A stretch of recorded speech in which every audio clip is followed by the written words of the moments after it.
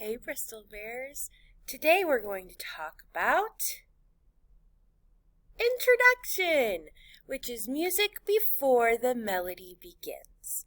So if you hear music before the melody begins, that is an introduction. You hear this a lot with songs on the radio. Usually with songs on the radio, the melody is what is being sung.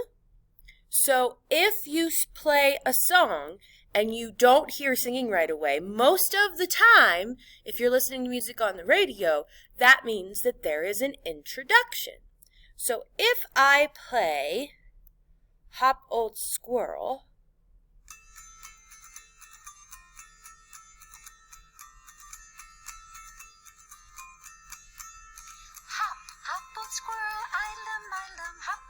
so the singing there was a melody.